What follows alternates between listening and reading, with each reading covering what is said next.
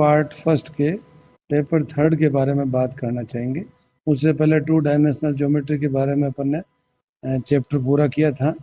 आज हम 3 dimensional geometry के बारे में बातचीत करना चाहते हैं। मैं सबसे पहले इसमें स्फीयर के बारे में, गोला। अब गोला क्या चीज है, सबसे पहले मैं आपको ये बताना चाहता हूँ कि समष्टि में एक बिंदु का बिंदुपथ गोला कहलाता है, जिसकी एक स्थिर बिंदु से दूरी सदैव अचर रहती है। स्थिर बिंदु क्या हो गया, गोले का केंद्र हो गया। और जो दूरी, मतलब दूरी जो सदैव अचर रहती है, अचर दूरी को गोले की अपन त्रिज्या कहेंगे। अब गोले का जो समीकरण है, गोले का समीकरण है केंद्रीय रूप में, अरे सर, गोले का जो समीकरण है केंद्रीय रूप में, उसके बारे में अपन बात करना चाहेंगे। गोले का समीकरण अपन जिसका केंद्र ए बी सी यदि लेवें अपन और त्रिज्या यदि आर हो, तो उसका केंद्रीय रूप होता है एक्स माइनस ए का whole square plus Y minus B का whole square plus Z minus C का whole square is equal to are square. इसका मतलब ए बी सी तो उसका केंद्र है और त्रिज्या आर है।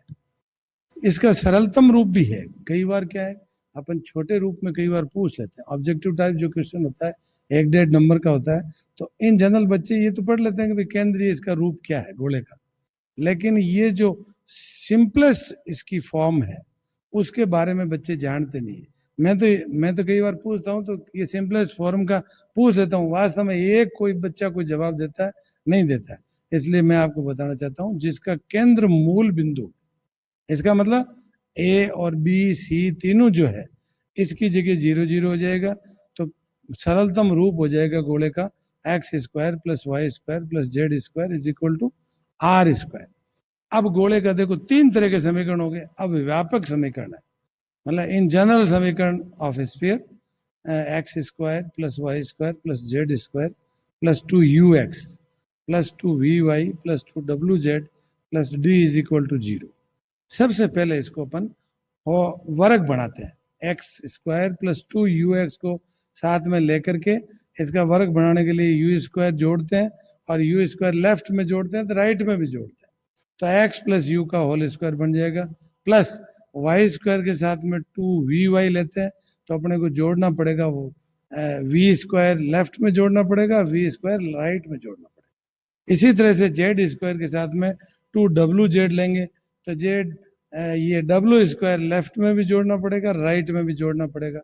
तो लेफ्ट हैंड साइड में हो गया एक्स प्लस यू का whole square plus Y plus V का whole square plus Z plus W का whole square is equal to under root of, उधर चली गई डी वगैरह, तो under root of U square plus we square plus W square minus D का whole square. तो इसका मतलब ये जो व्यापक समीकरण का केंद्र निकालने के लिए अपन क्या करते हैं, सबसे पहले इसमें जो x प्लस यू लिखा हुआ है तो इसको अपन यूं लिखेंगे x माइनस ब्रैकेट में माइनस यू का whole square, similarly y minus v bracket of minus v का होल स्क्वायर, और z माइनस डब्ल्यू ब्रैकेट में माइनस डब्ल्यू का होल स्क्वायर, मतलब माइनस माइनस प्लस हो गया। तो केंद्र निकालने में अपने को इजीनेस रहेगा। तो केंद्र हो गए minus u minus v minus डब्ल्यू, तीनों केंद्र के कोऑर्डिनेट हो गए। त्रिज्या आपके हो गई right hand side underroot u square plus we square plus W square minus d is equal to 0। ये जो गोला है अपन यहां से देख सकते हैं, गोला वास्तविक कब होता है, जब त्रिज्या u square plus we square plus W square minus d is greater than 0। It means u square plus we square plus W square is greater than d, या लेस देन डी, या इक्वल टू डी। तो मतलब गोला वास्तविक होता है तब तो u square v square plus W square का मान डी से बड़ा होगा। काल्पनिक होगा, लेस देन होगा u square plus we square plus W square का मान। और बिंदु गोला, देखो बिंदु गोले की डेफिनेशन पूछी जा सकती है, यदि u square plus we square plus W square is equal to d.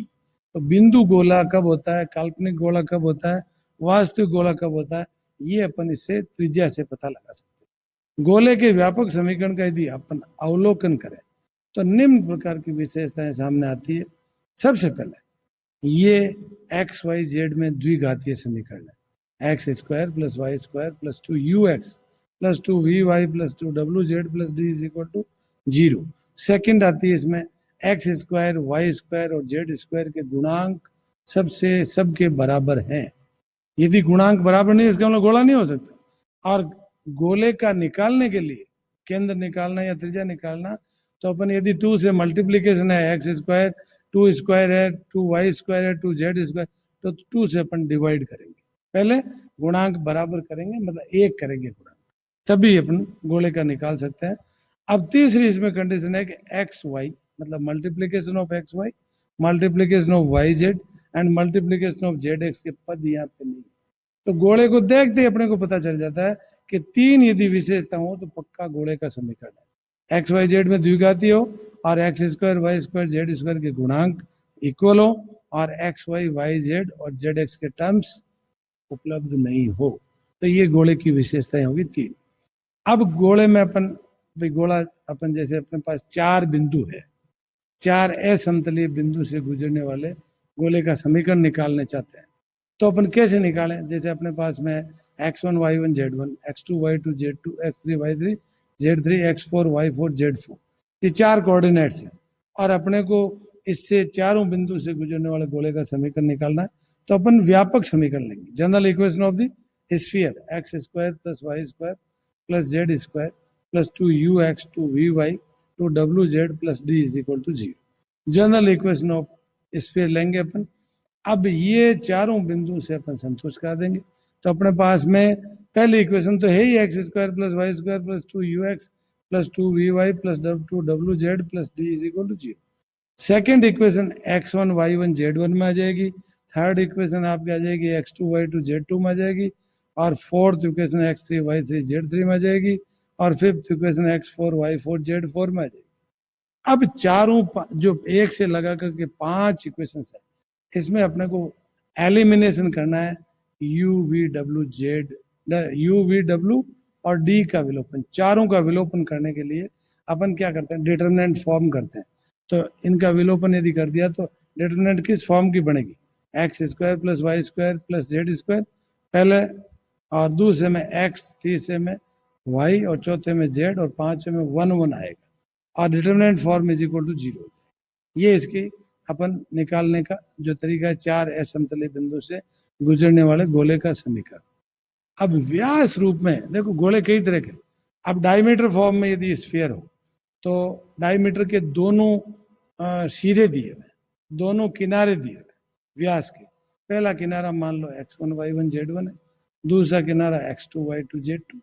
तो व्यास के मान लो किनारा है या सिरा है, इसको मान लिया अपन ने P और Q, और ए कोई गोले पर कोई बिंदु मान लिया, P और Q तो दोनों सिरे मान लिए जो दिए हुए हैं, x1 y1 z1, x2 y2 z2, और ए गोले पर स्थित कोई बिंदु x y z है। तो अपन सबसे पहले क्या करेंगे, एपी के दिक् अनुपात निकालेंगे। एपी के दिक् अनुपात का मतलब x minus x1 comma y minus y1 comma z minus z1। इसी तरह से ए क्यू के भी अपन डायरेक्शन रेशियोज निकालेंगे, x minus x2 comma y minus y2 comma z minus z2। अब अपने को पता है, अपन यदि पी ए क्यू को अपन मिला दें, पी ए क्यू को मिला दें, तो ये जो बनेगा राइट एंगल बनेगा, 90 डिग्री बनेगा। It means A P is perpendicular to A Q, दोनों आपके लंबवत होगी।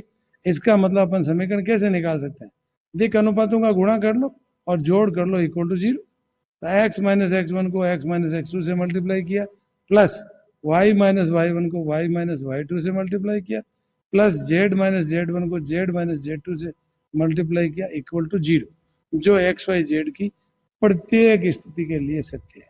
तो ये अपने व्यास रूप में जिसके दो किनारे दिए हुए। अब एक उदाहरण लेकर के अपन सबसे पहले एक उदाहरण लेंगे कि गोला मान लो किस तरह से सवाल क्वेश्चन दिया जा सकता है आपको। तो सबसे पहले क्वेश्चन है, एग्जाम्पल है, अचर त्रिज्या k का गोला, मतलब त्रिज्या अचर है, उसका मूल बिंदु से गुजरता है, मूल बिंदु से गुजरता है, इसका मतलब उसमें अचर बिंदु नहीं है। इसका मतलब 0 0 से उसको समीकरण जो दी हुई है उसको 0 0 से गुजार दो, जैसे x square plus Y square plus Z square plus 2ux plus 2vy plus 2wz plus d is equal to 0। It means मूल बिंदु से गुजरता है, अभी क्वेश्चन पूरा पढ़ा नहीं मैंने, मूल बिंदु से गुजरता है तो d 0 हो जाएगा, एवं निर्देशीय अक्षों को ए बी सी पर काटता है। इसका मतलब एक्स एक्सिस को ए पर काटता है तो उसके कोऑर्डिनेट हो जाएंगे, और वाई एक्सिस को बी पे काटता है और जेड एक्सिस को सी पे काटता है। मान लो जैसे अपन एबीसी के निर्देशांक, मान लो जैसे ये समतल है, x by a plus y by B plus Z by C is equal to 1। इसका मतलब एबीसी के निर्देशांक क्या होंगे, ए जीरो जीरो, मतलब वाई और जेड के मान जीरो हो जाएंगे तो x is equal to a. इसी तरह से दूसरा कोऑर्डिनेट वाई एक्सिस को बी पे काटता है तो zero comma b comma zero, और सी कोऑर्डिनेट होंगे zero comma zero comma C. अब हमने मान लिया इसको, अब मूल बिंदु से गुजार दिया तो D is equal to zero. दूसरा निर्देशांक ए जीरो जीरो रखा तो two U is equal to minus A आ गया। It means U is equal to minus A by two. Two V is equal to minus B आ गया। Two W is equal to minus C आ गया। तब गोले का समीकरण तब गोले का समीकरण आपके अपन निकालेंगे तो गोले का समीकरण निकलेगा, मतलब जो गोले की त्रिज्या अचर है और जो A zero zero zero B zero zero zero C से गुजरता है, उस गोले का समीकरण आएगा X square plus Y square plus Z square minus A X और minus B Y minus C Z is equal to zero.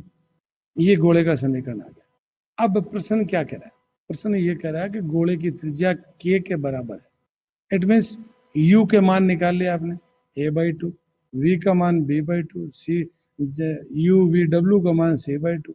तो आप त्रिज्या वाले में रख दो under U square plus we square plus W square, a by two का whole square, b by two का whole square plus c by two का whole square, root is equal to K जैसा दे रखा है।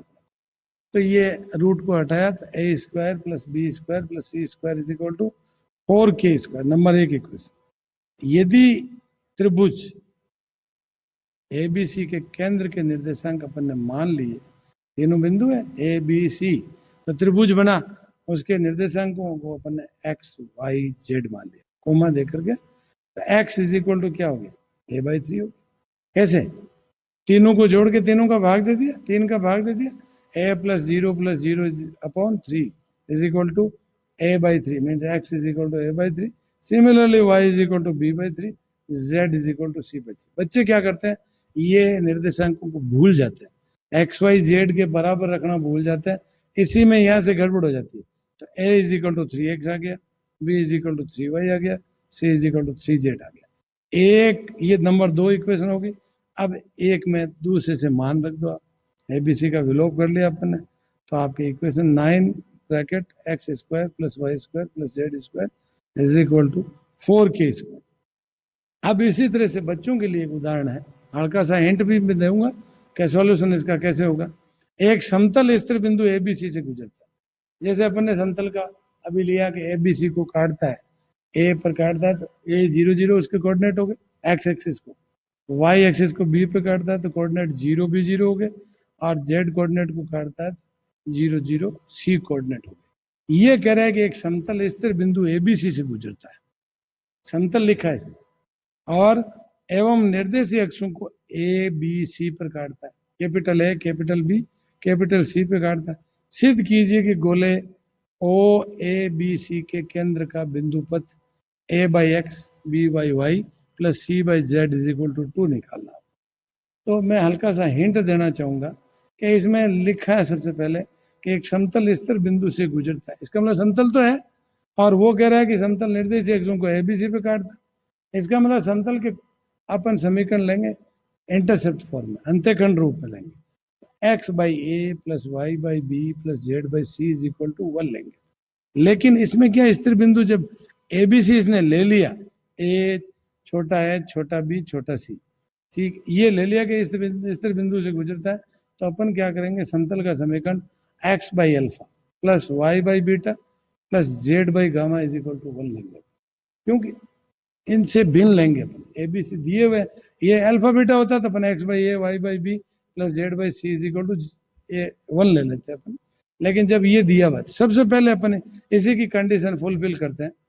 क्या करेंगे, एबीसी से गुजरता है, इसका मतलब A by alpha plus B by alpha, X by Z के लिए जगह ए बी सी लिख दो आप, एक्स बाई एक्स की जगह A by alpha plus B by alpha beta plus C by gamma is equal number 1 equation. अब ये कह रहा है निर्देशीय अक्षों को एबीसी पे काटता है, तो इसका मतलब क्या हो गया, coordinates A alpha 0 0, second coordinate B coordinate 0 beta 0 और 0 0 गामा हो गया। जैसे अपने को समतल दे रखा है उसके अकॉर्डिंग अपने कोऑर्डिनेट एबीसी कैसे हो गए, अल्फा कोमा 0 0 कोमा 0 मतलब अल्फा 0 0 0 बीटा 0 0 0 गामा।